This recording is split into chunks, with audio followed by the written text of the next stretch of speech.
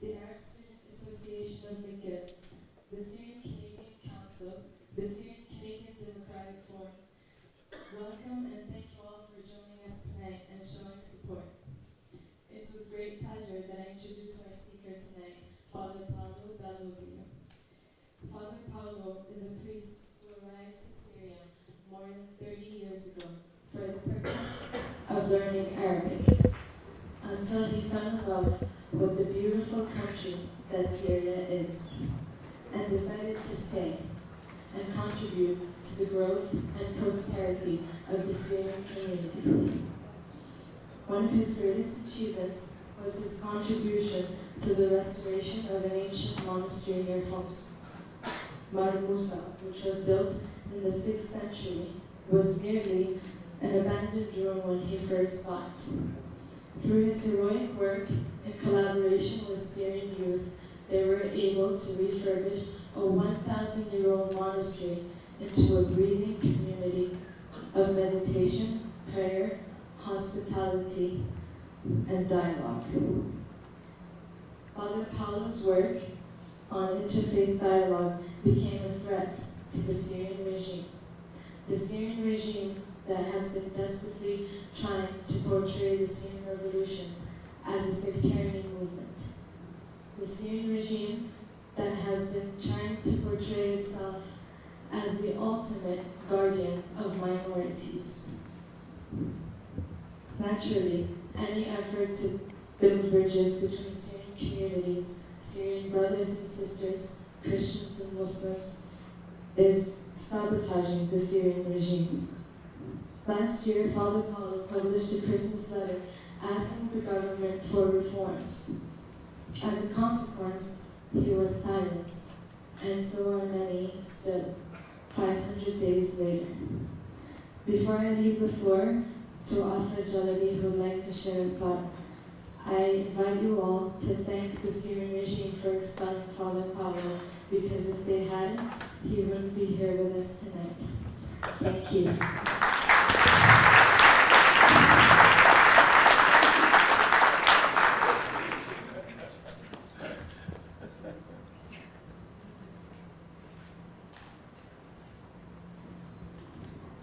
Assalamu alaikum. Peace be upon you. Was it John Lennon who said that life is what happens while you're making other plans? My plan was, last time I was in Syria, was next time I go to Syria, because my last visit was a bit short. My cousin and uncle and everybody promised me that next time we go to Syria, we'll go into a spiritual retreat with Abuna Paolo, Father Paolo. And so I was looking forward to that. But a year later, I ended up on the wanted list because I'm so dangerous, just like Father Paolo, and I couldn't go back. And so it is quite a case of serendipity and aligned forces where I find myself with all of you here in Montreal on a different kind of spiritual journey, because our struggle for freedom and dignity is also a form of worship and prayer. There's a profound and wonderful friendship between Father Paolo and my uncle Jodet Saeed. Some of you who saw him here in Montreal. So I'm very privileged to re-experience similar feelings going with my Christian uncle when I was traveling with my Muslim uncle, because I feel with family when I'm with both of them, they share the same message. And if Jodet was here, if he were here with us today, he would have said that prophets came to make people compete for good and service and compassion. And their followers have turned their traditions into a competition for evil and harm. And therefore, Jodet has a wonderful sentence that I always like to quote, where he says that the message of the prophets is still suspended in heaven and has not been downloaded yet. And so people like Father Paolo and all the youth and those people who are working to achieve peace are trying to download the message into the hardest of humanity. And we have been living a certain paradigm in the world where power domination, and violence are the language of humanity.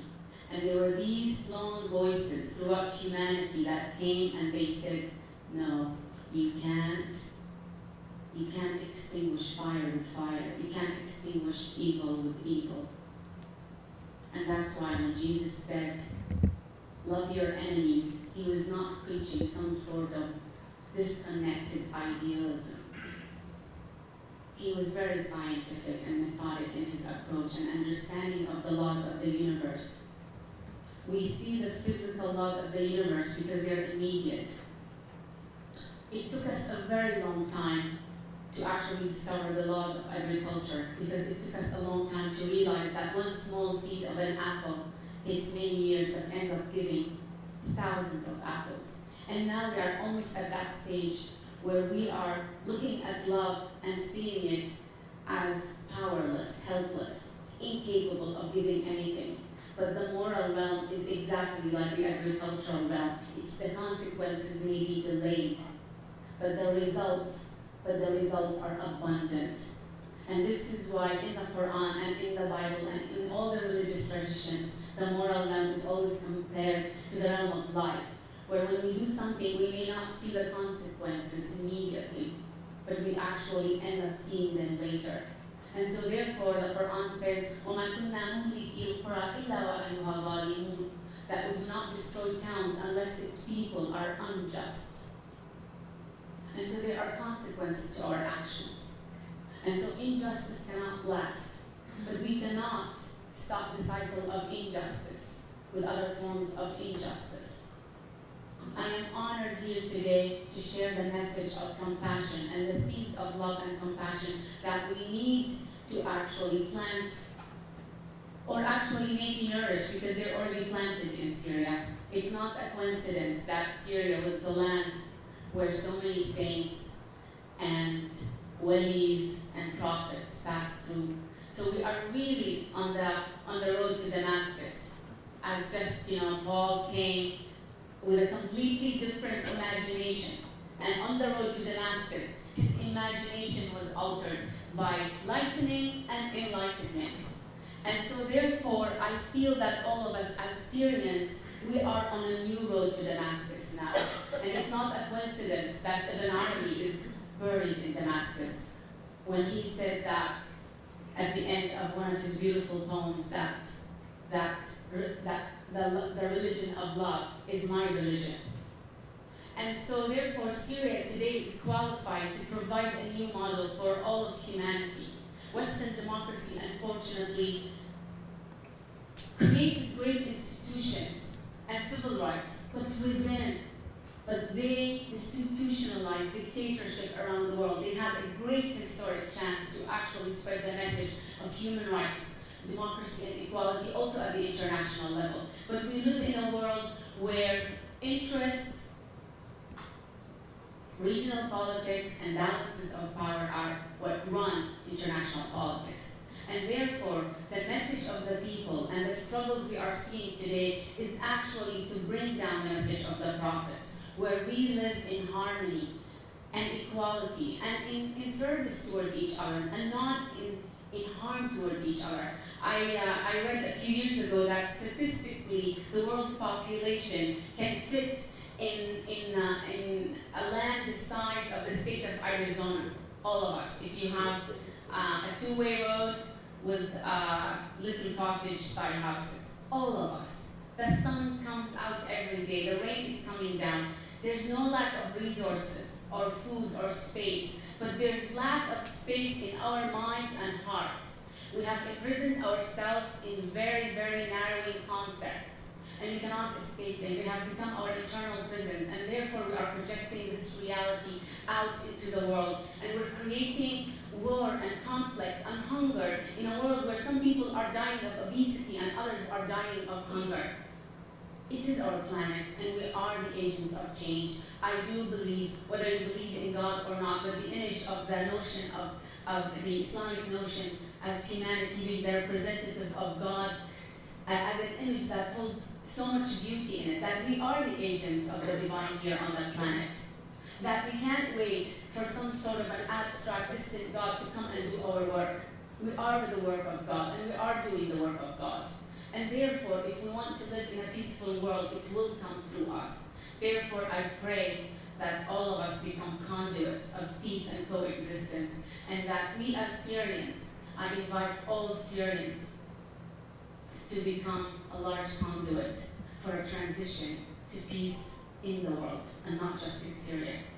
Thank you, and I welcome.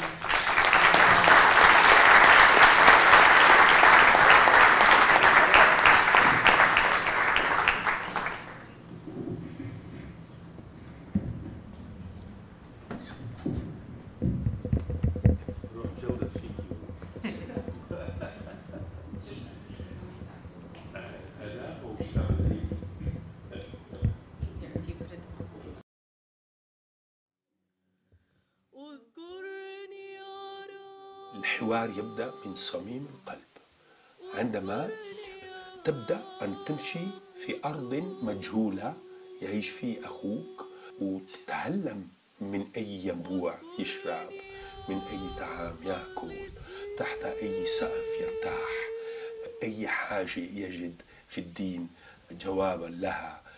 الحوار يبدأ في انفتاح القلب.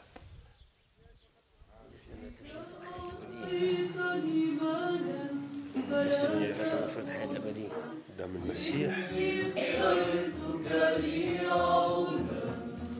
دم المسيح.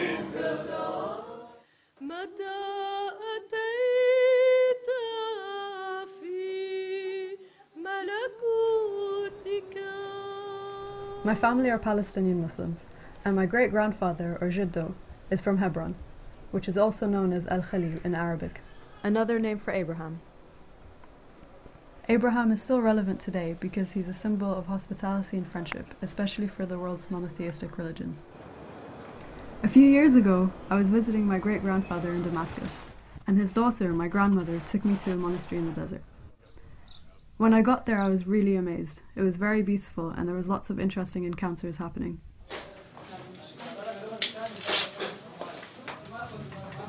دعوتنا الأولية هي الصلاة والدعاء. الأولوية الثانية هي العمل اليدوي. الأولوية الثالثة اللي هي الاستقبال المجاني والضيافة الإبراهيمية. هلا عندنا أفق اللي هو دعوتنا من أجل الحوار، من أجل التناغم مع أخوتنا المسلمين. نحن مشاركتنا بهالدير من أجل دعوته، بقولوا إنه حوار بين الأديان، ونحن حبينا نساهم هالشيء.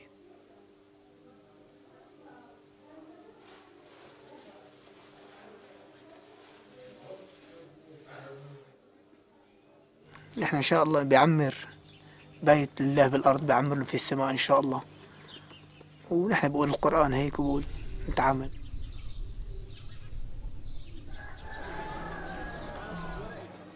People from all over Syria and beyond meet at Marmusa. Muslims, Christians, Druze, atheists, farmers, bankers, people from all walks of life. Marmusa has an amazing mix of projects. They have a nature reserve, a copper workshop, they even make cheese from their own goat's milk.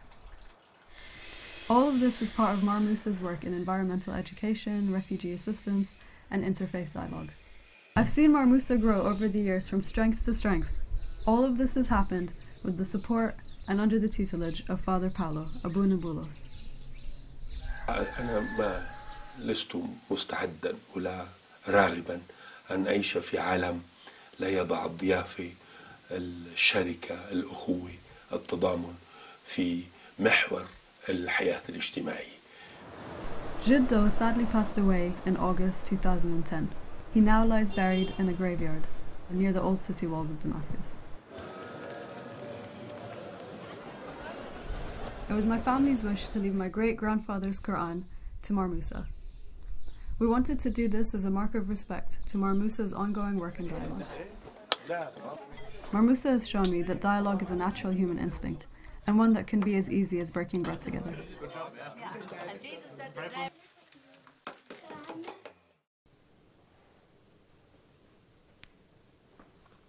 I don't see your faces now, I have to imagine it.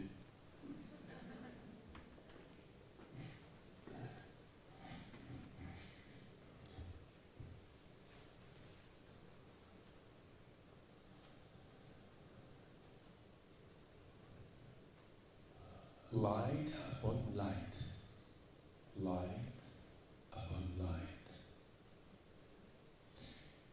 In a terrible time like our time, we have to go back to our spiritual roots and look for light. Sometimes I like when I wait to see what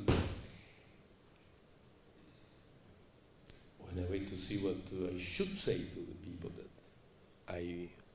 what's happening? Hello, hello, hello. Little technical issues.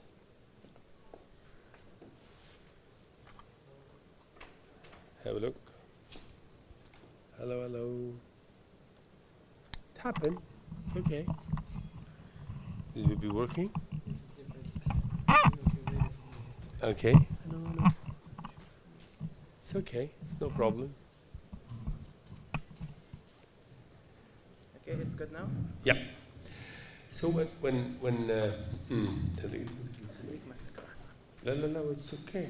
There's nothing to do. So when I would just want to sing for you what we often sing in Denmark Musa with the people to create the kind of state of soul that we're looking for. So light upon light. Nurun ala nur. Nurun ala nur.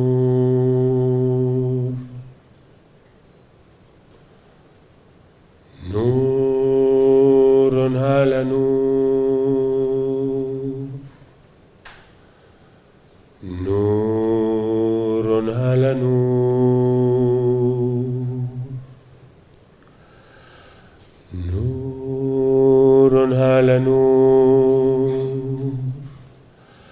نور على نور. You want to go with me? نور على نور نور على نور نور على نور نور على نور. يلا. نور على نور نور على نور نور على نور نور على نور. Voice. نور على نور نور على نور نور على نور نور على نور.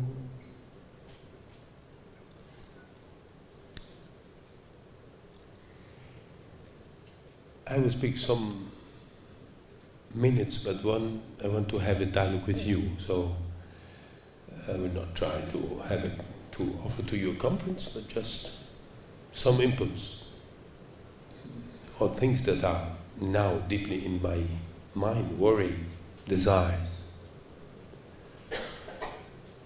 My feelings, perhaps, I repeat something I said yesterday, but that really this work outside Syria, of all those who've been obliged to leave Syria, but has stood in deep solidarity with the country, with the family, with the friends, I think that it in this moment is really protecting Syria and the Syrians. If I am really sure that this time will not end like in 1982, is also because the incredible net of solidarity around the world of friends of Syria, friends of the Syrians, is active. And we have an example here in Montreal. That's why I really feel home. I feel with friends, with family, with people of the same country, working for peace, working for justice, working for freedom and democracy. Then I have to tell you something that, I've said so many times, but it is always true, because every day I'm more astonished from where those Syrian youth has came out. It was the same with the Tunisian, and the Egyptians, and the Libyans, and the people from Yemen. It's been astonishing for the world how it was possible that for decades of heavy dictatorship, of totalitarianism, a generation of generous, aware, conscious, determined, able of solidarity, able of sacrifice, youth came. It is really a miracle of God. And I'll say it's also a miracle of the deep family education.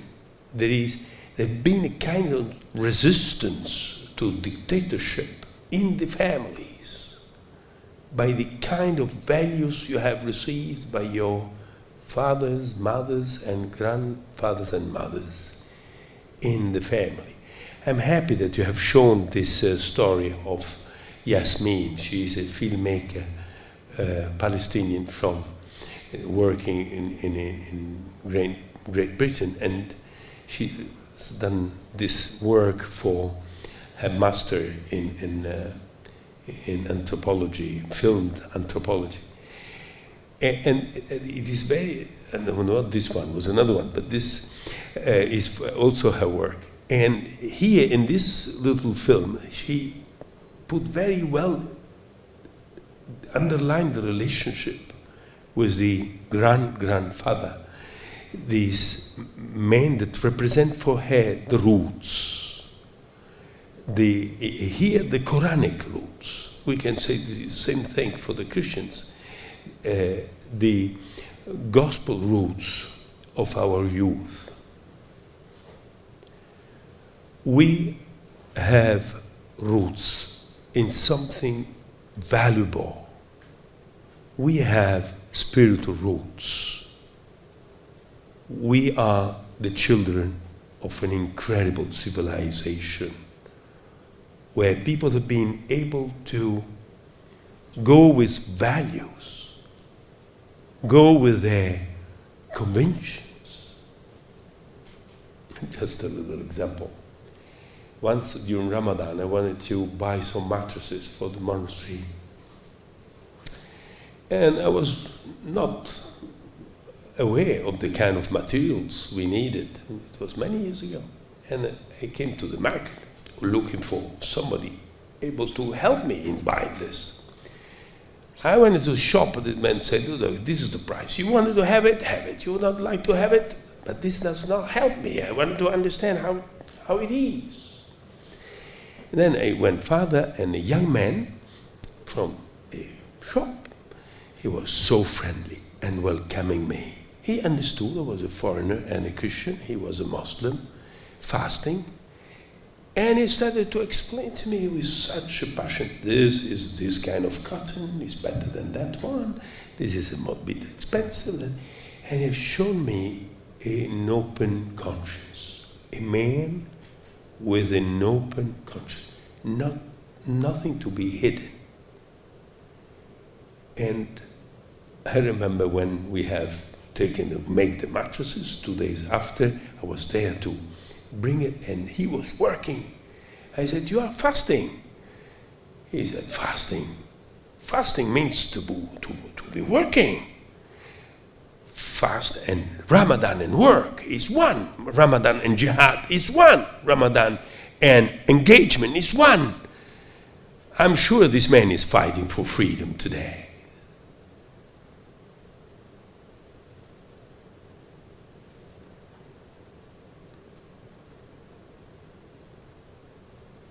You know, the Christians that want to buy something in the market say, this man pray. It's better to see in this shop because he's more sincere. يخاف Allah. He's afraid of God. بس ما حد يخافوا Allah. They are not afraid of God anymore. That's why they say to the Shabiha that they have to worship Bashar al-Assad. They say, worship Bashar al-Assad. He's your Lord. Those people are cutting their roots. They are losing their values. They are throwing their humanity. They are losing their dignity. That's why they can attempt to the dignity of others with such inhuman attitudes.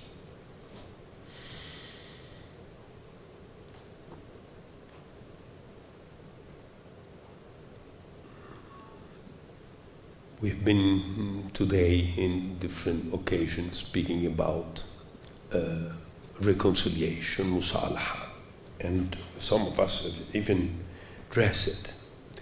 And we have received some critics saying it's not the moment of reconciliation, it's the moment of fighting. Okay.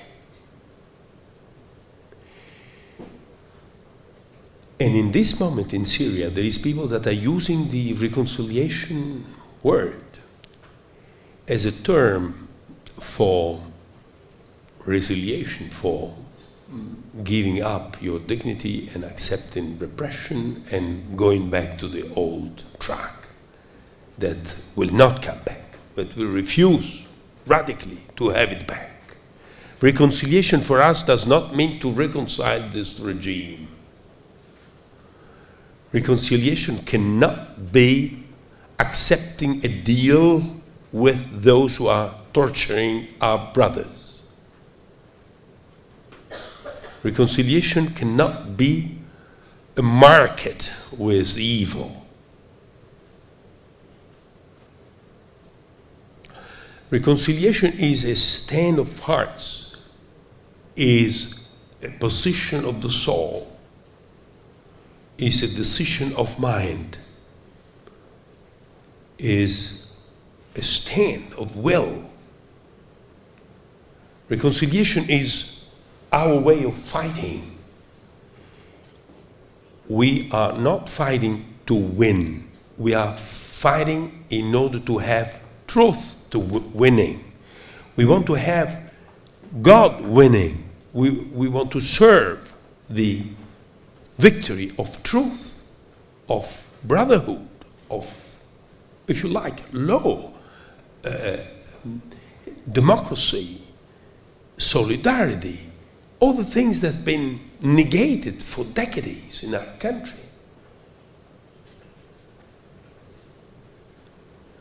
We know that in the country, in Syria, at least in some part of it, a real civil war is ongoing.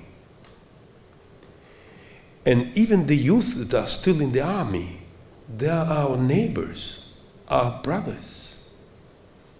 I mean in the army of Bashar al-Assad. We cannot, I have not the right words in English, but we cannot give up to violence our country. We cannot offer to hate our society. We are fighting because we are obliged to defend ourselves and our families and our country and our ideal and our desire of freedom. We are ready to die because we have some values that we cannot negotiate anymore. There is a moment in life when you have to take a stand, finally. And this is our moment in Syria. But this jihad should go with the bigger jihad, the one of our hearts. That's why our free soldiers are fasting Ramadan. Because they know they have to fight the inner fight before, first and last,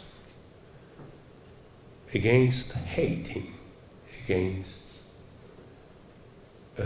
revenge instincts,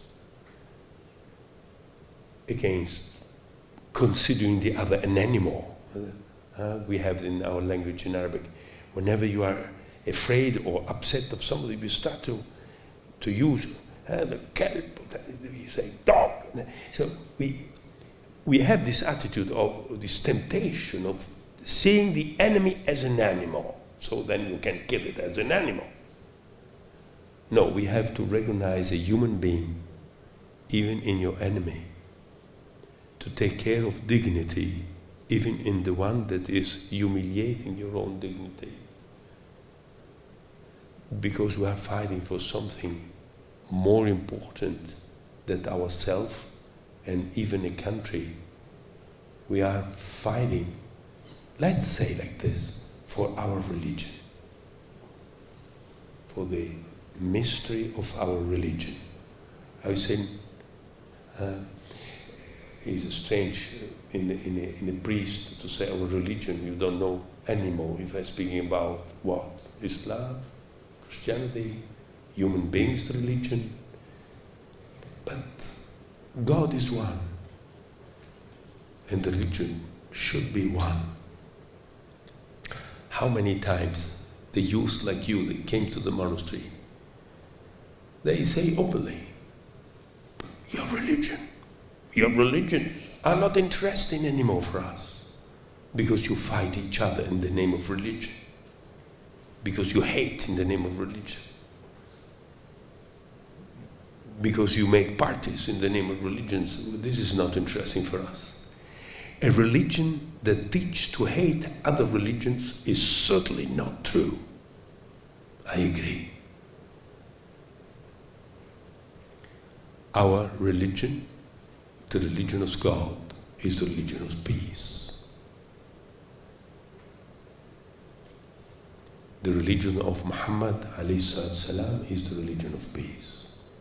The religion of Jesus, Isa alayhi salam, is the religion of peace. The religion of Moses, the religion of the Bible, is incredible dynamic of the Bible, incredible dialectic of the Bible with plenty of contradictions. The tension is for peace and truth.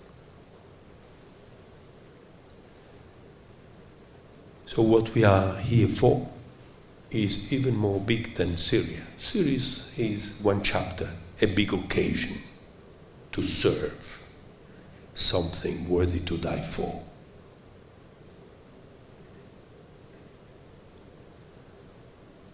I felt shame, humiliated in front of those youth, generous youth, dead for their deep values.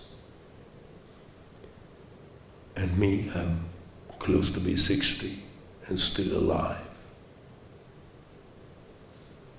I'm a bit jealous.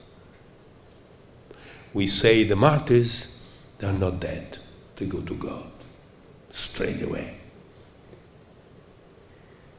This is true because the density,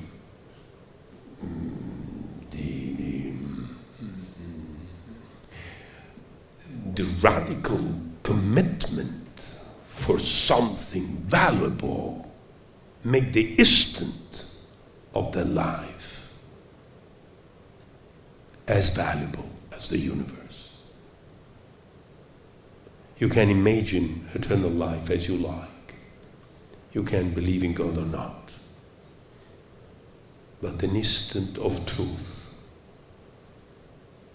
is as valuable as earth and heaven. Our brothers and sisters are suffering, fighting in this moment. And we pray for them.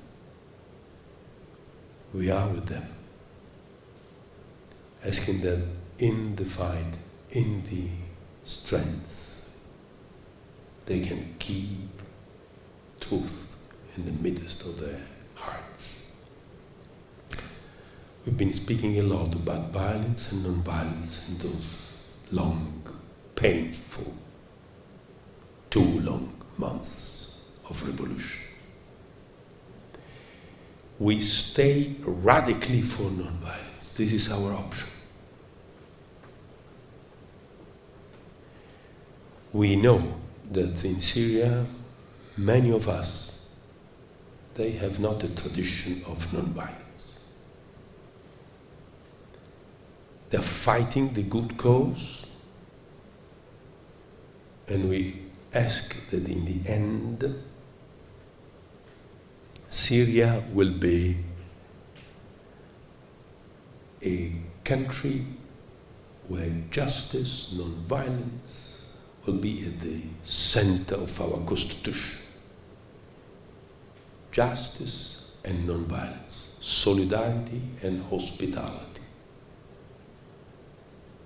We need to bring back this idea of the town of the prophet that is hospitable, merciful, open, plural. We have to give up this idea of Arabism as one nationalism, as the fascism or the Nazism or whatever kind of ism, ideological. We are Arab not because of a race. We are Arab not because of a tribe. We are Arab not because of Asabiyya. We are Arab because of the incredible, rich civilization heritage we have. And to be Arab is to be open. To be Arab is to be in a society that's been always plural in religions, in languages, and in national belongings. The Kurdish people are part of this civilization fully. I hope all the best for the Kurdish nation. But this best cannot be a contrast with another nation. We have always been together. Why today we should be afraid again of splitting? Let's go to this open, ecumenical idea of Arabism. I say this, if there were some Jewish from Montreal here to hear us. In this idea of Arabism, there is a project for the Middle East that will be very good for the Israelis.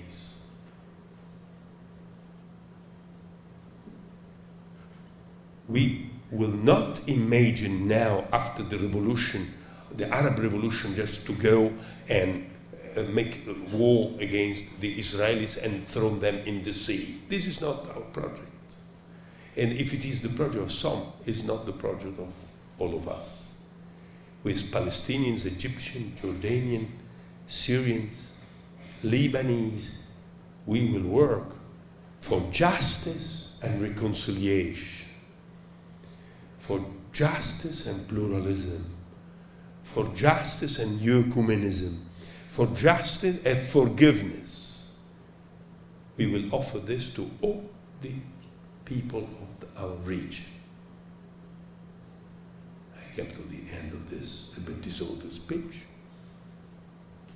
We pray for our heroes in Syria fighting for justice and reconciliation. We ask the United Nations to come and protect the Sunni people today because they are aggressed by the Shabiha, the militias that are related to minorities. But we want to have the United Nations coming to Syria in order also to protect from revenge the families of the Shabih. We are not people of revenge. This is not our destiny. We will not fall in that. Thank you.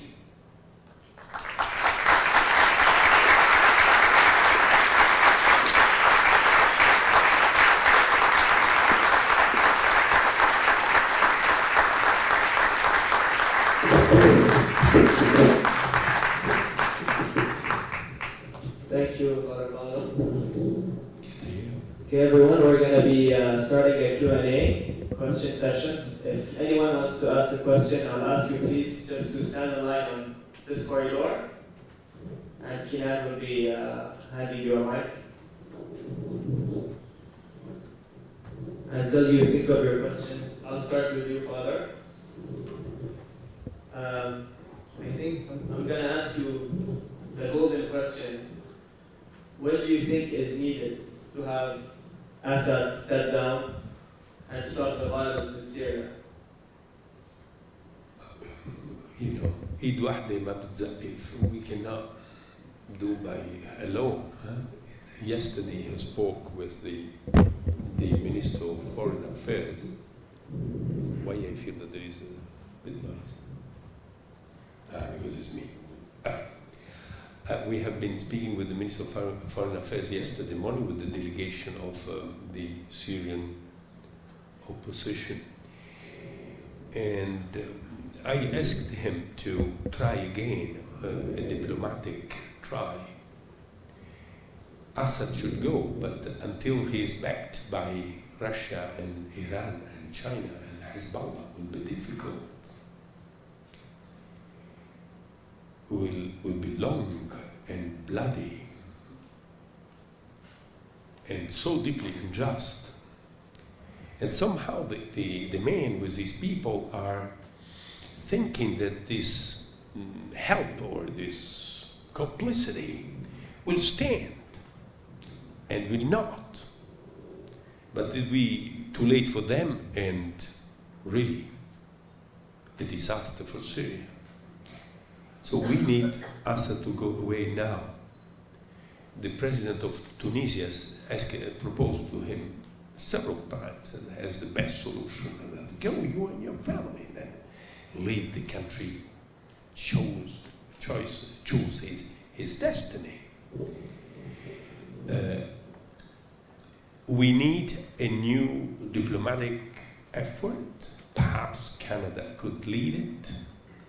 And being that Aleppo and Damascus are half in the end of the revolution, probably it is possible that the Russians now, they can understand it is a lost battle.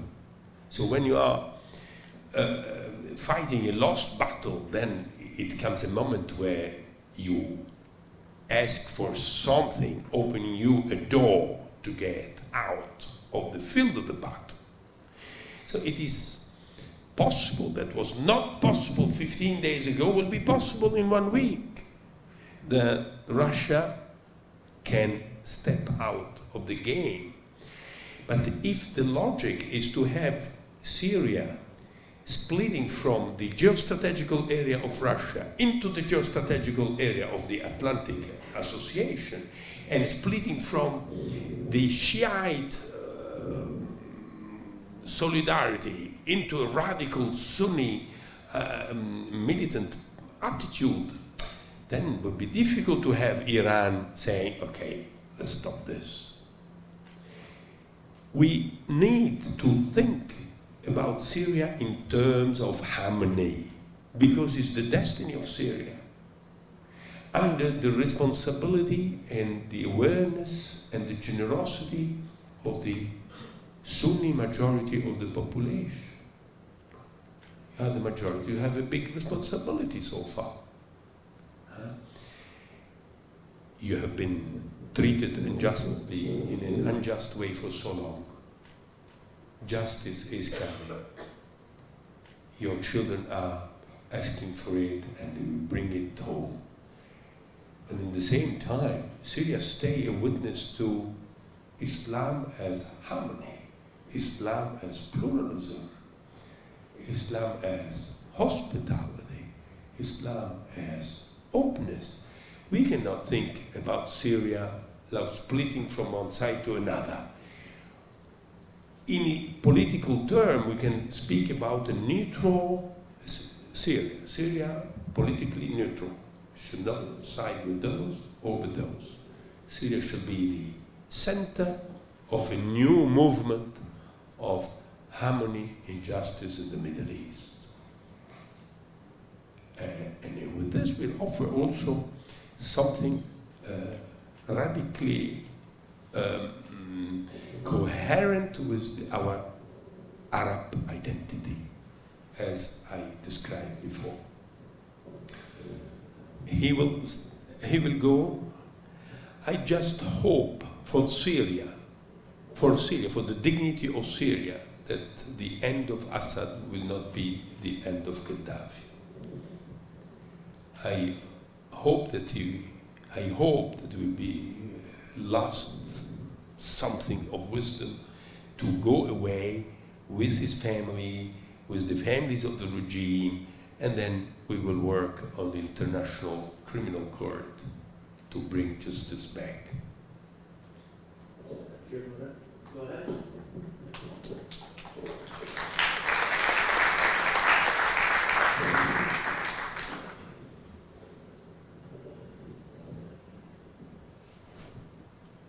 Yes. Hello, Father. My name is Abhi. I work with the political movement internationally that works with women in revolution. He's an economist in the United States. And I want to start by something, an historical example that civilization came across in similar conditions. It was, I'm sure you know of it, which was the Treaty of Westphalia, the 1648 Treaty of Westphalia, where you had a third. And not very well. I try to take this away, perhaps I will hear better. Can I just have This. Yes, please.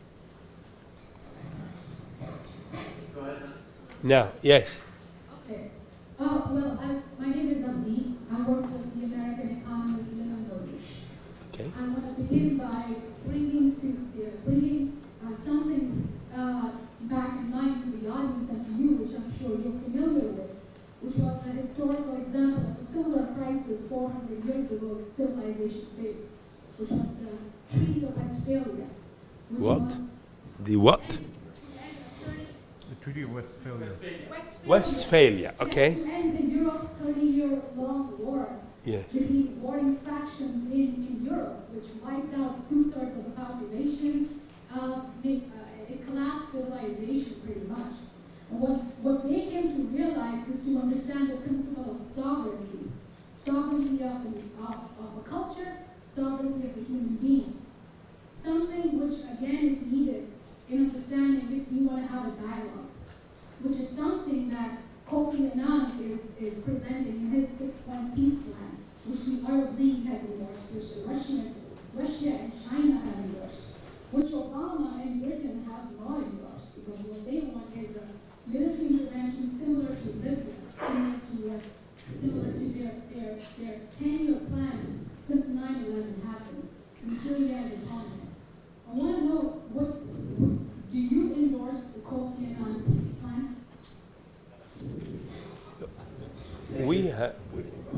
We have really hoped that the Kofi Annan plan will work, but it didn't. 300 observers of the United Nations is certainly not enough. I have for months asked for 50,000 non-violent actors, peacekeepers, peace promoters from the international global civil society to assist the Syrian civil society in this turmoil for democracy. And I have a little bit the sense that at one moment Kofi Annan thought that, okay, democracy for today is too much for Syrians. They just ask for stop violence and God will provide. The Syrians will not agree. The Syrian people will not agree. After 20,000 youth killed for freedom, they will not stop now.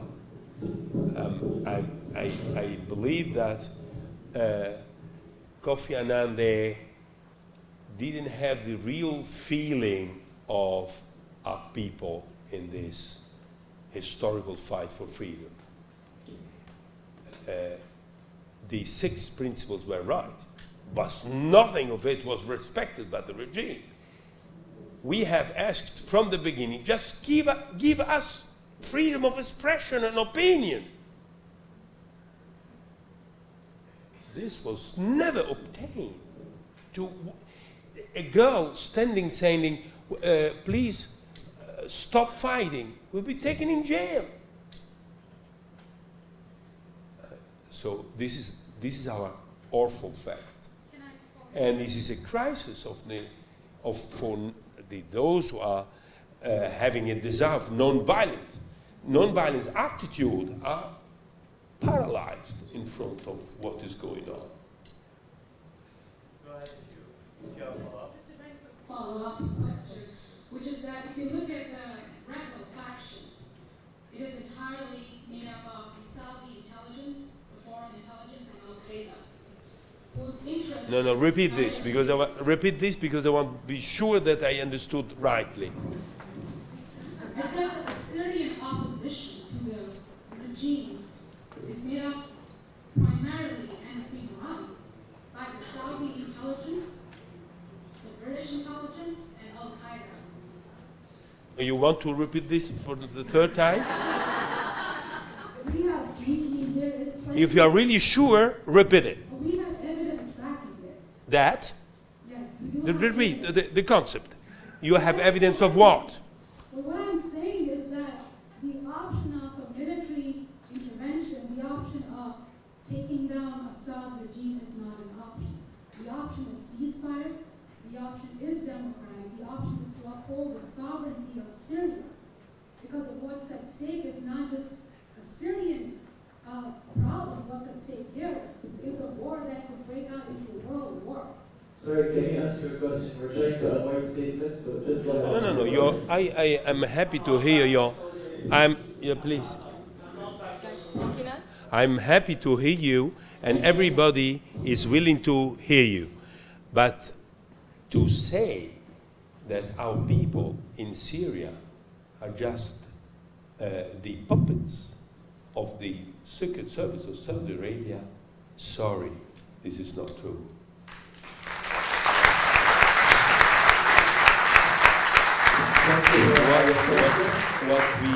What we hear from such a respectable person as you are is the echo of the lies of the regime that is killing our kids.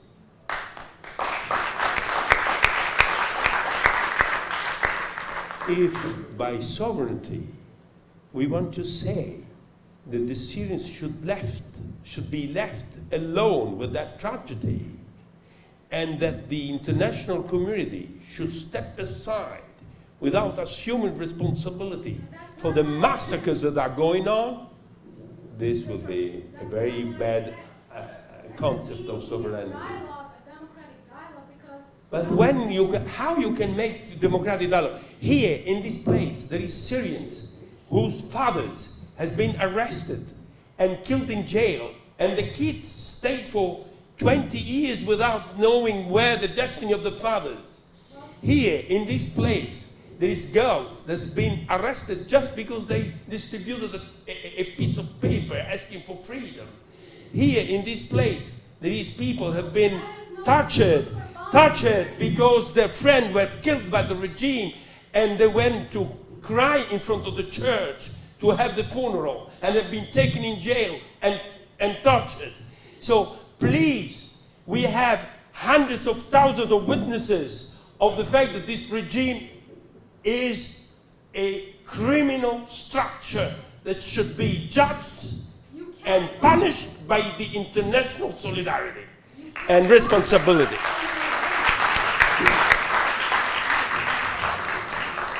Okay, thank you. I'm just going to ask you please to respect the dialogue. Other people have questions. Thank you. What did you say? Anyway, thank you so much for your participation. You have given to me an occasion to put very much in clear things that are essential.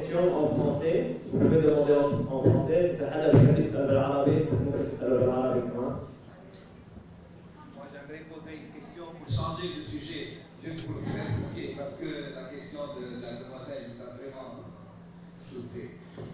Moi, en tant que religieux, je veux vous féliciter pour avoir pris une position en faveur de la révolution.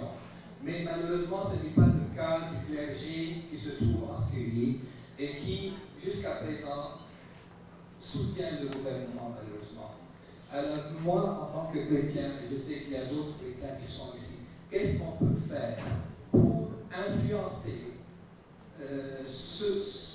cette hiérarchie de haut jusqu'en bas, pour qu'ils changent un peu de position et qu'ils fassent travailler un peu leur conscience? Une partie des responsables religieux syriens ont simplement continué à appliquer la loi de la soumission au pouvoir. C'est une loi qui a été appliquée pour longtemps, de génération en génération, pour sauver les peuples, pour protéger les gens, pour sauver la communauté. Il faut se soumettre au sultan. Cela semble avoir modifié les cerveaux, quoi, au point qu'ils n'arrivent pas à imaginer autre chose. Donc ils attendent que la révolution réussisse pour venir faire la même chose, se soumettre à la révolution, pour protéger les communautés.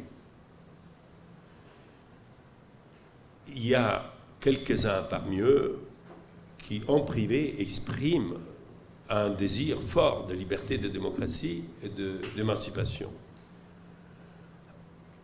Mais ils trouvent qu'à cause de leur devoir religieux de protection de la communauté, ils doivent rester en silence. La position est plus digne de ceux qui parlent pour soutenir le régime et qui citent des grands principes. C'est la même chose pour les chrétiens que pour les musulmans. Des grands principes coraniques ou évangéliques pour soutenir ce régime-là. Donc, oui, c'est une souffrance de voir nos pasteurs incapables de dire un mot de vérité, incapables de témoigner de l'évidence que ces jeunes-là sont en train de combattre pour leur liberté, leur dignité, et l'Église et la mosquée devraient être tout le temps avec eux. Bien sûr que les chefs religieux doivent aussi travailler pour la protection de toutes les personnes, même ceux qui ne sont pas d'accord avec la révolution. L'intégrité physique et le respect des droits de tout citoyen, ça doit faire partie des engagements de la révolution, et du coup, les responsables religieux doivent défendre toujours les plus petits, les plus à côté, les plus laissés de côté, même s'ils étaient dans une position erronée. Mais bon, je suis embarrassé à parler de cela, parce que c'est mes frères, c'est mes pères, c'est mes compagnons. Il y a beaucoup de monde, je vous assure, en Syrie en ce moment, des chrétiens qui sont en train de travailler dur, en pleine solidarité avec leurs compagnons sur le terrain de bataille. Donc, il faut le savoir, il y a eu aussi des chrétiens tués dans l'armée libre. Il y a eu des chrétiens et des alaouites qui ont été en prison pour la liberté et la démocratie. Il y en a qui sont dans les organisations de l'opposition et en danger de vie. Le peuple syrien est un. واحد واحد واحد الشعب السوري واحد.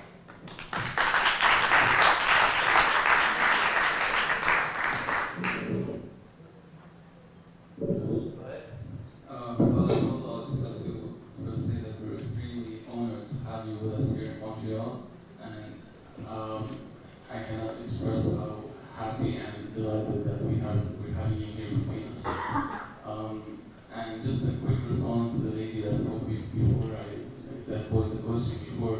If you look at the faces of most of the people here in this hall, most of us are opposing the Syrian regime, and none of us is a Saudi intelligent or a member of Al Qaeda. So when you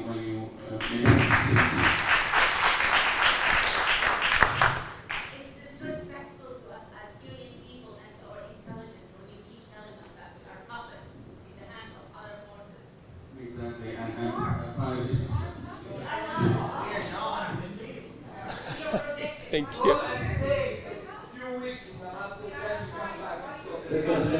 Anyway, to ask a question or make a statement, everyone can have a turn. Okay, please, Omar, go ahead, continue your question, please. So I find it You are. utterly disrespectful to all the souls and to all the martyrs that have sacrificed their lives for our freedom and for the dignity of Syria, and for all the opposition members outside of Syria who are working very hard to help their people back there. That was just a quick response, and okay. بعد شوي ايوه. And now my question is with regards to the reconciliation, that I think it is very necessary for the post-Assad phase, which is after we get rid of Assad and after the regime falls, and which I'm sure will happen inevitably. In order for us to avoid any vengeance or avoid revenge and to reach this reconciliation, I believe that justice has to be put in place, and when people feel that they have got their justice and through a fair system, that's when they will actually put down all their vengeance and sit down to a reconciliation with their people. So do you think it is possible to implement a way of assuring people that they will receive their justice, not only from the heads of the regime, but also from anyone who committed crimes or slaughtered the people or participated in actual killing and torturing of the Syrian people? Thank you. Yeah, look, I would just want to give you a little example. In the hospitals of the Syrian Free Army that are shelled by the regime, the doctors that are treated like terrorists by the regime, the nurses that are treated like criminals by the regime, the wounded soldiers of the official army are healed, and wounded Alawites are healed, enemies are healed. The doctor said to me, I had a real problem. I was healing, I was making a surgical operation to heal an enemy, and a wounded soldier of the Free Army came in. Will I stop to my operation to the enemy to heal the friend, to heal the companion? He didn't stop the operation. He came to the end, ending the operation of this human being. When you are able to keep the humanity of your enemy, you are be able to promote your own humanity. If we are sure that reconciliation will be part of our fight by now, we cannot postpone reconciliation. It is our style. It is our attitude.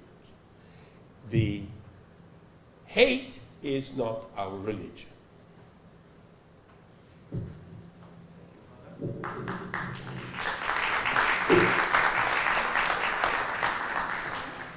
Okay, I'm just going to ask you, please, when you ask a question, no give and take with the father. Just make a statement, the question, you get the answer, and then we move on. Thank you. A little statement. It's part of democracy. There is a difference between democracy and chaos. Yeah. Hi, everyone. Hi, thank you for being here. So I'm glad that we're having a dialogue, sometimes intense and whatnot. And yeah, I work with the Executive Intelligence Review, so I'm also associated with the young lady who began. But the idea is not yet. We're presenting the idea. I'm actually for a peaceful transition where Assad will, actually be removed. But right now we are in a global banking collapse, and so we're looking. I'm not in Syria, so thank you for being here because you were there and you've seen things. But I'm seeing that the global banking system, the international system, is crashing, and within that context, an imperial system is going into collapse. So we see now, like 15 years ago, neoconservatives had introduced the idea of the clean break policy, where to beat Netanyahu with the idea that Israel could secure the realm, quote unquote, by getting rid of Saddam Hussein and destabilizing the Syrian government. So the idea being that there are a lot of local imperial interests at play as well, which are satanic in nature, and we don't want to undermine the peaceful revolution that must go on in Syria, but to overlook the satanic policy, where at this point we see there's regime change that's intended in Syria, in Iran. If this goes on, where you find the United States, Russia, China, all these big players pulled into a regional conflict in terms of this idea of international intervention, we can see how this would explode into a global conflict. Russia, China, the United States all have nuclear weapons. So I'd just like to comment on this third element. Our organization, ourselves, we put up a documentary called The Truth of Syria, looking at the third element, just pointing out that there are radical Salafi networks, radical Al-Qaeda networks, which are being financed by British intelligence, by Saudi, Qatar monarchies, which have their own interests, which will destroy all of Syria, which will destroy the Middle East. So what do you think about this third element and this imperial intent? How to stop it? Okay. You and your friend, you have expressed some exigencies that are in some aspects real for the entire world, but should not be applied on the Syrian situation as such. Our revolution has been refusing international armed intervention from the beginning. Most of us didn't like the Libyan solution, although it was a solution for these people oppressed by Gaddafi in an awful way, in full complicity with all the kind of powers, West and East. We, the Syrian, we didn't appreciate the Iraqi solution. We, the Syrian, we don't like the Afghani solution. We, the Syrians, have been suffering of the complicity between imperialism and Zionism for so long. So we know what we are speaking about. We are begging the solidarity of the international civil society. We don't like to serve the interests of any superpower. We call for the responsibility, the democratic responsibility of the people of the United States, of the people of Canada, of the people of Russia, and of the people of China, and the people of everywhere. This is the new democracy you want for the world. In this moment, yes, there is Saudis. Saudis are not Al-Qaeda, please. Don't make it in your way of speaking. We understand that Saudis are Al-Qaeda people. That's a bit short. As Qatar are not Al-Qaeda people. Okay, so there is a Qaeda problem. But you know that the Syrian regime have sent Qaeda fighters to Iraq. You know that the Syrian regime has been using Muslim radical extremists for their political gains in Lebanon. So don't think that the Qaeda are the real enemies of Mr. Bashar al-Assad. It's too short an analysis. The most we have a long-lasting fight and anarchy in Syria with the civil war, the more we will have on board clandestine, against our will, also the extremists. I brought to Kofi Annan saying, by now we have the problem of rehabilitation, education of our youth has been going into violence and sometimes in extreme violence. On both sides are all our children. The Shabiha kids are our children. We take care of their rehabilitation. We want them with us to build a common Syria.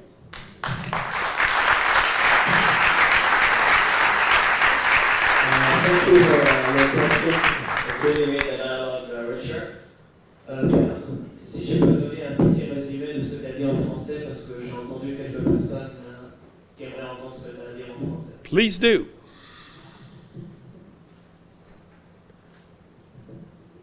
You or me?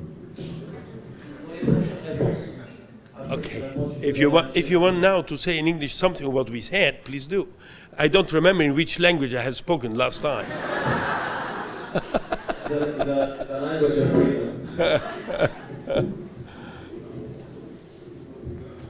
So here arises the question: why did the states and UN interfere with Libya directly, while in Syria they're not?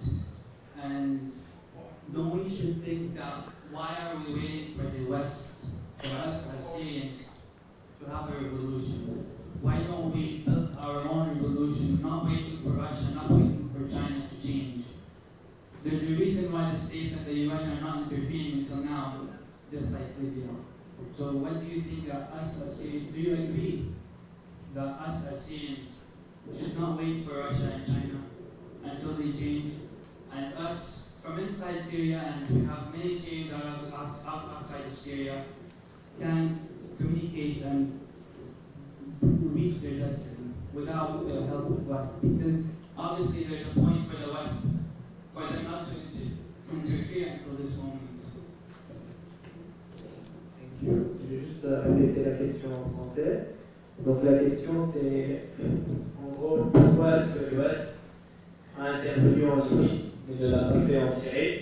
Et pourquoi est-ce que les Syriens doivent attendre pour l'Ouest, la Russie et la Chine?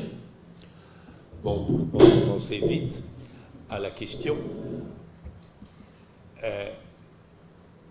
la Libye n'a pas de frontières avec Israël. La Syrie a des frontières avec Israël. La Libye n'a pas d'importantes minorités chiites alliées de l'Iran et de Hezbollah. La Syrie est en relation directe avec le chiisme en Irak, en Iran et au Liban. La Libye a beaucoup de pétrole et la Syrie a peu de pétrole.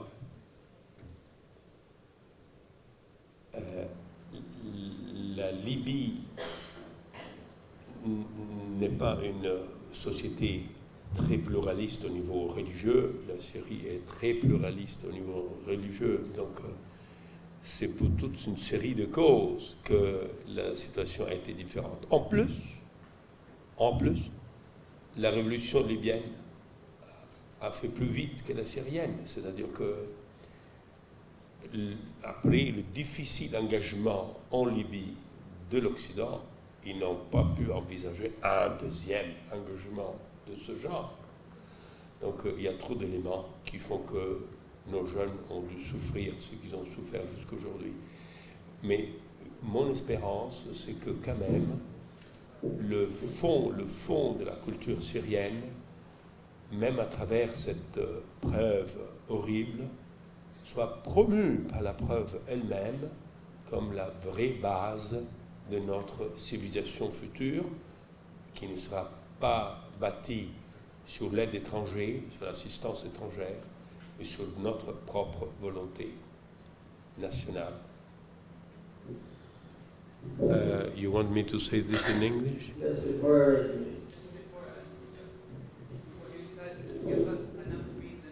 No, please, make me a little service. Now, repeat in English what I said in French. Father Paolo said this, and then you answer. Explaining that he was comparing the situation of Libya and Syria. Syria doesn't have petrol just like Libya. Syria has Shia and responsibility of Iran and supporting weapons. Syria has a border with Israel, Libya doesn't. Syria is more effective politically than Libya. But everything that you said give us enough reason for us not to wait for the states and the UN and the United Nations and any country, Russia, China, to interfere. We are not waiting. Nous sommes pas en train de. Nous avons pas attendu. We are not waiting at all. Our people are on the ground fighting. Exactly, and that's what we should support. That's what 250. We are here to support. Exactly, but we're still talking of Kofi Annan and Spain and UN, and we need Russia and we need to talk with the Canadians.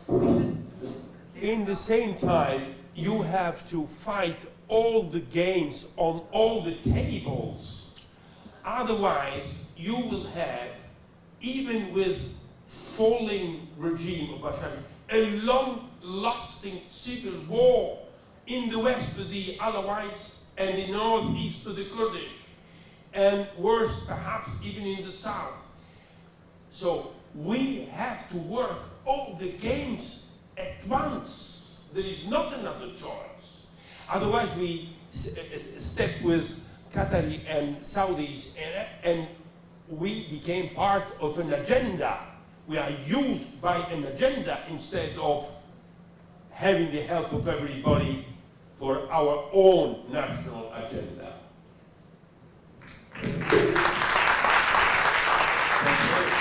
It's 8:30 right now. I propose that you hold your questions until 9. A lot of the people here are fasting, so we're gonna break for a thought. There's free food for everyone just outside. Thank you. And we'll be hearing from your questions again at 9.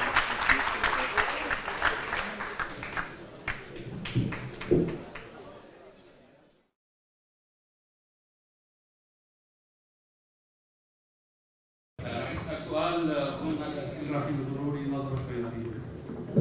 قديش كان مفيد تسليح الثورة السورية؟ وقديش مضر تسليح الثورة السورية؟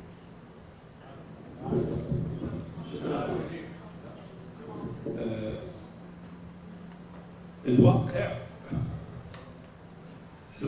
يا أخي الكريم إنه النظام دفع السوريين إلى التصليح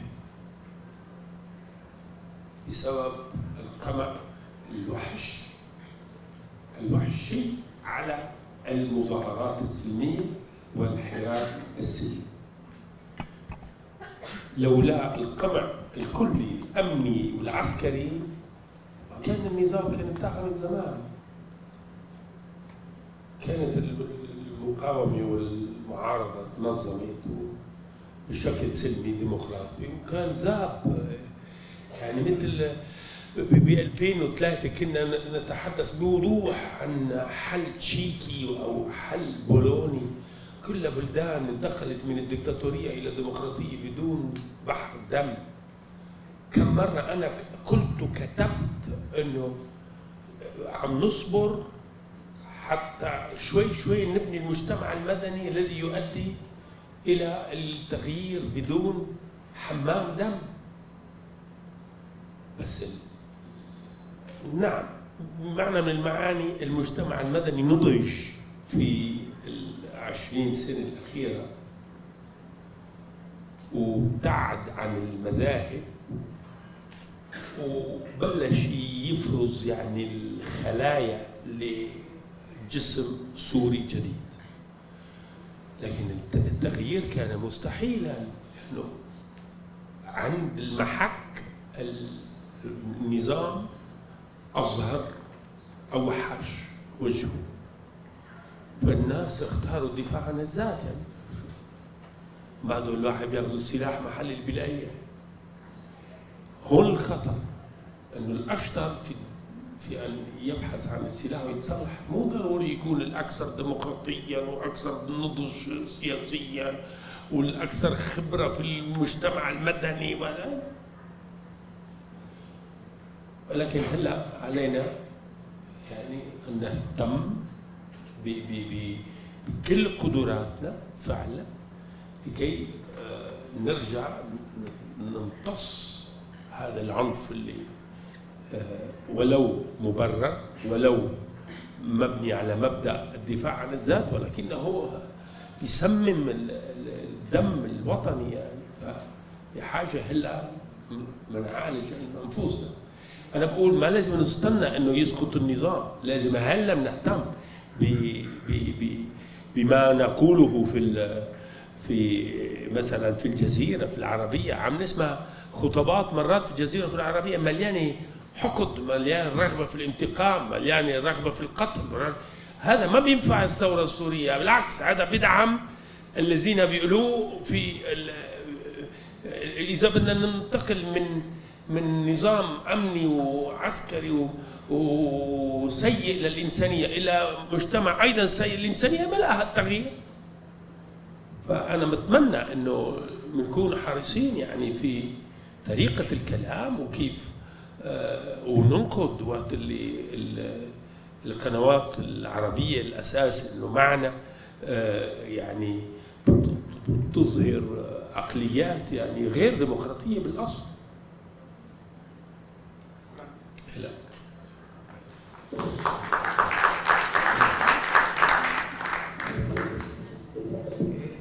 Any more questions?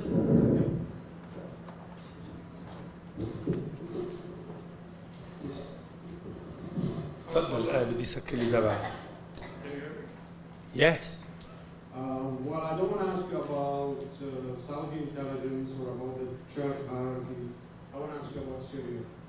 Because when I hear you say, my people, and you say, we the Syrians, I just love to hear you say that. And I would like to know, why did you choose Syria?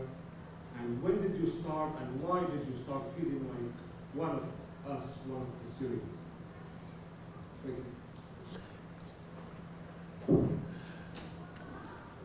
First of all, I admire also your nice way to be Canadian, deeply Canadian, when you have your Canadian passport or your USA passport. You really belong to a country. It's not the country you have been born in, but it's really the country of your destiny, let's say. And you participate in the destiny of a people you belong to, and you'll be loyal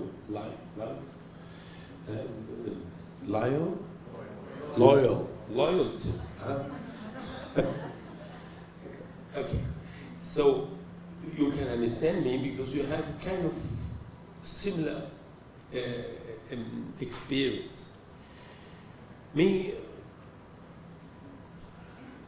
My life has been changed by a spiritual experience related to the universal mission of Jesus of Nazareth. And this has pushed me in the next step to a clear vocation for Islamic Christian harmony building, the service of this friendship. And this has brought me to Syria. I mean, I go with my destiny, with my try to understand the will of God in my life. And in the end, God is my country, I mean, my real context of life, my aim in life. But it's always in a concrete time, in a concrete space, in a concrete set of relationships. So the set of relationships that is my destiny in life, this is what I belong to. So I belong to you because with you I try to have a human life in the horizon and perspective of the will of God.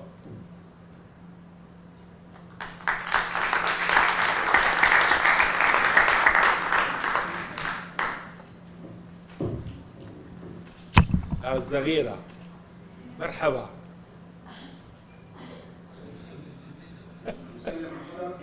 ايه طبعا. تفضل فازي ميشيل ميخائيل لماذا تأخر موقف الفاتيكان في إعلان موقف واضح من الثورة السورية، مما ترك مجالا واسعا لتفسيرات مختلفة؟ هل أنت متفق مع موقف الفاتيكان هذا Bon, je vais répondre en français, comme ça la majorité vont comprendre et toi tu comprends. Tu comprends si je réponds en français? Je préfère l'arabe. Oui, mais combien de gens ici comprennent l'arabe? Combien de gens ne comprennent pas l'arabe? Bon, فإذا نحكي عربي et ceux qui ne comprennent pas, qui trouvent quelqu'un qui leur chuchote dans l'oreille. Là, je vais répondre en arabe. حبيبي ميخائيل، هل سألت هون في كندا لا سيما في الكيبيك قديش بعض الشبيبه اللي بيروحوا على الكنيسه؟ ما بعرف، يعني نسب مخيفه يعني بالنسبه الى كثره الكنائس والمؤسسات الدينيه. الكنيسه الكاثوليكيه في ازمه قديمه، في نوع من عجز، من خرف، من تعب، فما لازم نستغرب. يعني انا كنت متمني انه في هذه الازمه بالنسبه لسوريا اللي هي يعني مهمه رمزيا، وطن الرسل المسيحيين، يعني كان لازم يكون اولويه قصوى. انت على كل حال فتحت لي مجال نحكي عن موضوع مهم. ف الكنيسة لم تستطع، مو لم تريد، لم تستطع، ما فيها الطاقة حتى تقوم بعمل دبلوماسي فعال. هذا الواقع. مع ذلك أنا عم بحكي بلا ميكروفون. مع ذلك الكنيسة مثلا السفير البابوي في دمشق كان شاهد للحق، كان شاهد للحق ورد الفعل بوضوح وفي الأعلام على الأكاذيب التي يعني وزعها وكررها رجال ونساء دين مع النظام. فهذه الأسطورة إنه الثوار عم يقصدوا المسيحيين، هذا يعني رد الفعل بوضوح ضده. البابا أرسل مندوبه إلى اجتماع أصدقاء سوريا في تونس وفي الثاني كان في إسطنبول وفي باريس. وفي إسطنبول المندوب الفاتيكاني قام بكلمات مناسبة. والبابا 3 مرات وآخر مرة ليلة عيد الفصح أخذ موقفا مع الطموح الشرعي للشعب السوري. يعني صح التعبير ما قصر. المشكلة على الأرض مع طوائفنا المسيحية على الأرض. الأدمغة مغسولة من زمان، القلوب مفزعة من زمان، القمع داخلي، القمع داخلي من العقل، ما بنسترجي نفكر. فنعبد بشار الأسد ومنخاف منه. هذا تماما الأبوة التسلطية، أنظمة بحاجة إلى تحليل نفساني جماعي.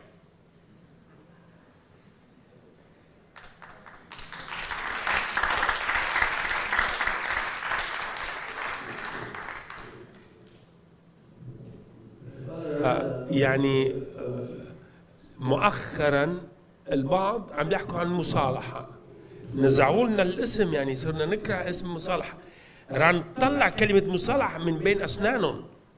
هي تخصنا ونحن في خدمتها. ما بيصير الواحد بيقول مصالحة، شو معناته؟ قديش كنا مبسوطين قبل، الله يرجع سوريا على ما كانت عليه.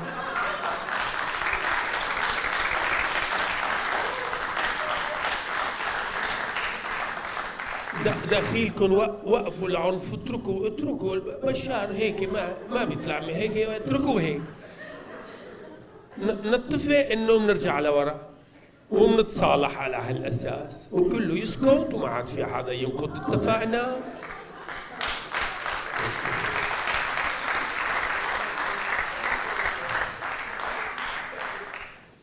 هذه مصالحة ما راح تشتغل.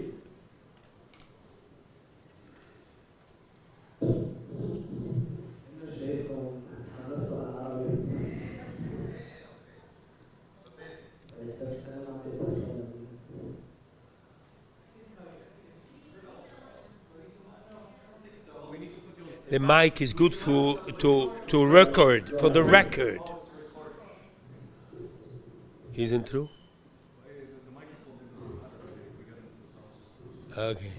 Paolo, you said at the end of the first part of the first session that we have to play all of the games at the same time. And I think it's very interesting. I found that statement really interesting. I wonder what your assessment might be of how we, those of us who support the revolution, who support the end of this regime, I wonder what your assessment would be of how we're playing these games. And which ones we're winning, which ones do we have to have a better strategy in, which ones are we not doing so well. I just like your assessment of that. In few days ago, I spoken in the radio, is Voice of America, for Iran, for the Persian, for the Iranian edition, and it was a good occasion to tell the people of Iran that we, the Syrians, we love them. Not only because they come tourists to Damascus, they bring some money, and they buy in our markets. That's also a good reason to love them. But because we have no reason to hate them. When I feel somebody, Muslim, very sharp for Shiite, I said, but they have the same right that you have to go pilgrims to Mecca. We have to liberate our souls from this internal fights and divisions. We are now plural. We are not, we are communities. It's okay. So I think that today would be a very good day to organize in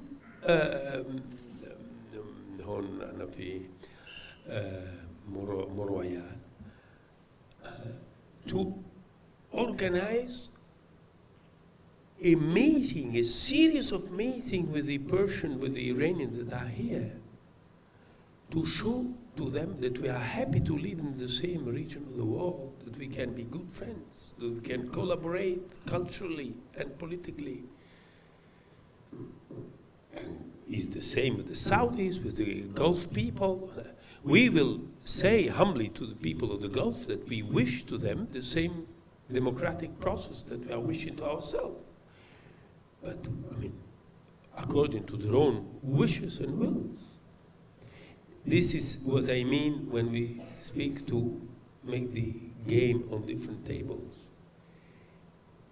There is priorities. The first priority now is to stop the repression and to get rise of this regime. But it will not happen fully without bringing back good relationship on the regional level. This is what I know. It was the tyrant of the night. Is anything else?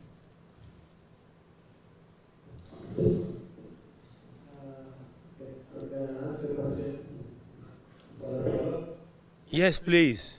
I want to ask you about the Free Syrian Army. A lot of Syrians, many that are here with us, have a lot of faith in the Free Syrian Army and are actually thinking that it's going to be the only way to bring down this regime. So I was wondering, what's your opinion on that? And do you think that arming them will accelerate the end of the regime? The second part of your statement, of your question. Do you think that arming the Free Syrian Army will accelerate the end of the regime? I mean, an army that is not armed is not an army.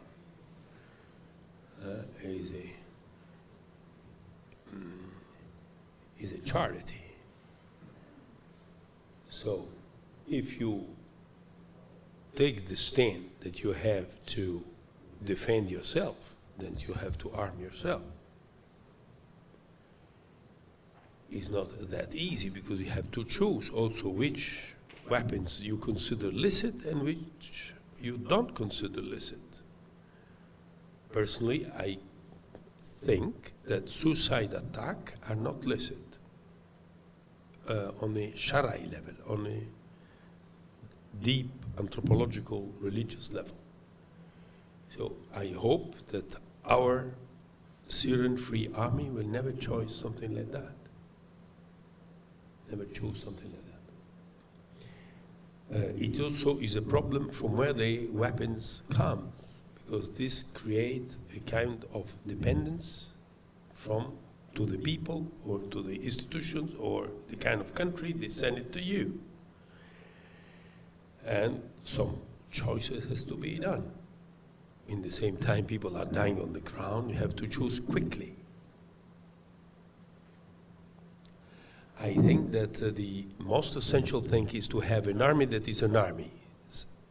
Means organized, responsible of their acts, responsible for the acts of each one of the soldiers.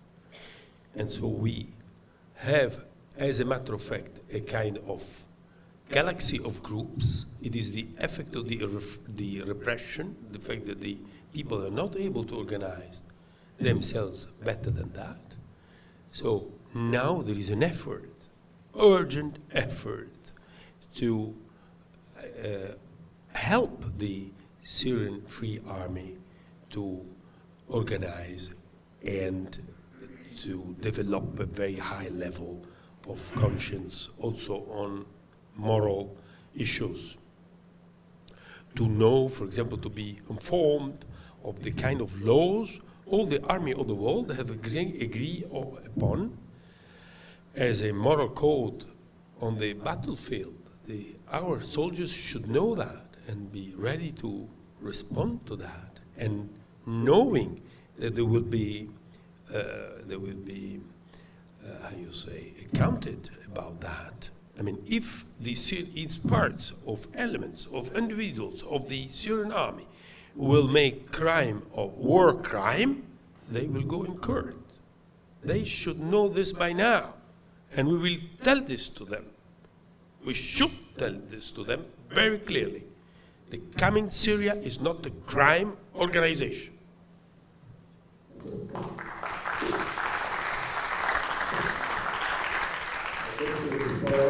Father, the Free Syrian Army is clearly requesting now for military intervention aid in the form of no-fly zone. And there was even a week, as you know, each Friday, the revolution. شوي بعد عم يصير كله انفجارات ما بنسمعك بعد نطفي. The revolution each week gives a name to the protests, and there was a no-fly zone week. So I was wondering what was your opinion about that? I'm not an expert of everything, but for the no-fly zone, the no-fly zone is a need because they are repressing us from heaven. God has nothing to do with this, but they're using helicopters and now even airplanes to repress the Syrian people. But nevertheless, being the no-fly zone a mean through which the regime will fall, then the international community should express responsibility by the way of UN forces on the ground in order to protect the population in danger of massacres in the pattern of a civil war and revenges. So we ask two things: the no-fly zone and the presence of the UN forces. We will get it both? I don't know. Then is an issue of making all the possible games, you understand me? Okay, next I will speak Arabic for Mikhail. Is there any questions?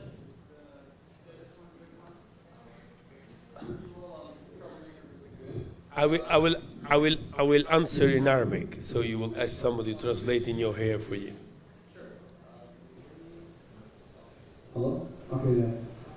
So this is a question. If you would put yourself in the shoes of the United States, you're looking at what's happening right now from the standpoint of the United States, and I just qualify this because there is a battle of different factions within the U.S. government. Myself, I intervened at the Canadian Defense Conference and spoke with the head of U.S. Central Command, General Mattis. And back then, I posed this question of intervention into Syria from like the U.S.'s standpoint, and what they thought, with the idea that do they really know what they're supporting in saying, yes, we will take down the regime, but what is going to be replaced? And are they aware of all the variables? Now, he took a long drink of water, and he said, boy, is medium here? Is this off the record? And then he went on to say that we don't know all the different factions, all the different factors at play in Syria. And as well, just earlier that week, James Clapper, who's the director of U.S. intelligence, cited the fact that, yes, they know for a fact Al-Qaeda is operating in Syria. They don't know at what level. Point being that there are these variables. Now, the military, we know for a fact, in the United States, General Martin Dempsey, the head of the Joint Chiefs of Staff, is against military intervention in Syria. The military is blocking it. But there's an insane faction, Obama, Susan Rice, people like Tony Blair, who is Obama's mentor, the envoy to the UN, they're for military intervention. Now, putting yourself in the shoes of the United States foreign policy, I'll try. British, how are you seeing the situation right now? Right, because we're calling for this intervention. Thank you. فحدا يترجم له للشاب الحلو.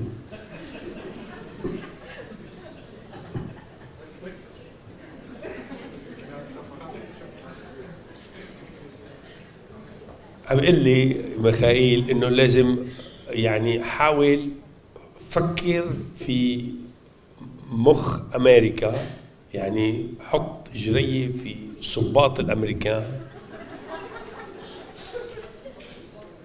وشوف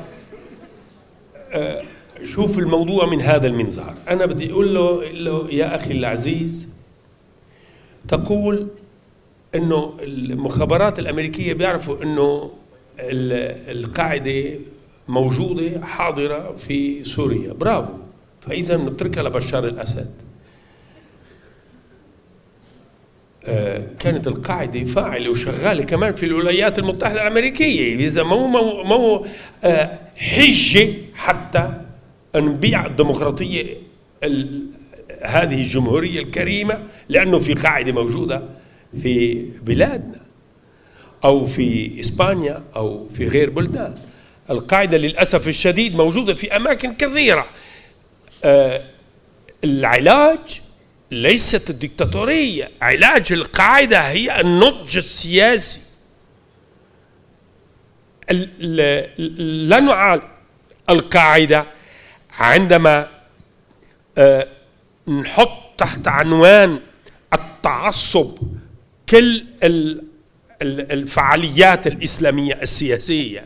الإسلام السياسي اللهم بتوجه الإخوان المسلمين أو بالتوجه السلفي لا يساوي القاعدة، مهما أراد أن يجعلهم يساووا بعضهم البعض، المخابرات من هون ومن هون، أو الأعلام من هون ومن هون، أو النظام السوري من هون ومن هون.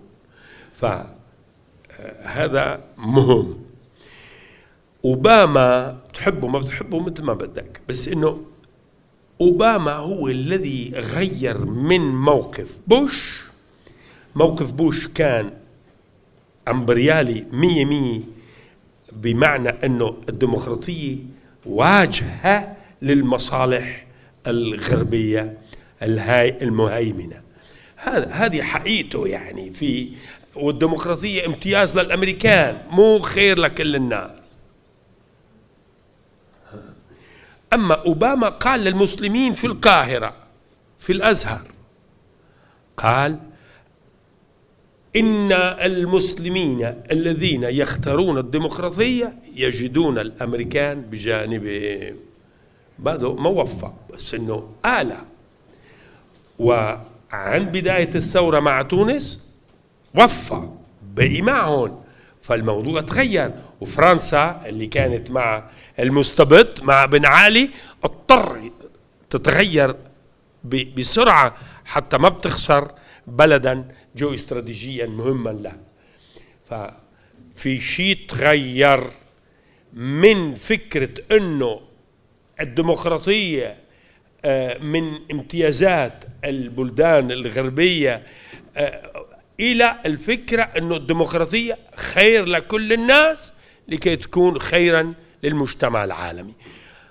هذا شيء جديد. أنا وقت اللي كان عمري يعني 20 سنة في الحراك السياسي حينذاك، كنا بعضنا بنقول أنه الديمقراطية يعني شغلة برجوازية، نحن شعوب العالم الثالث ما بدنا إياها، بدنا ديكتاتورية الكادحين. مضبوط ولا لا مخي؟ اليوم تغيرنا بعمق على تجربة.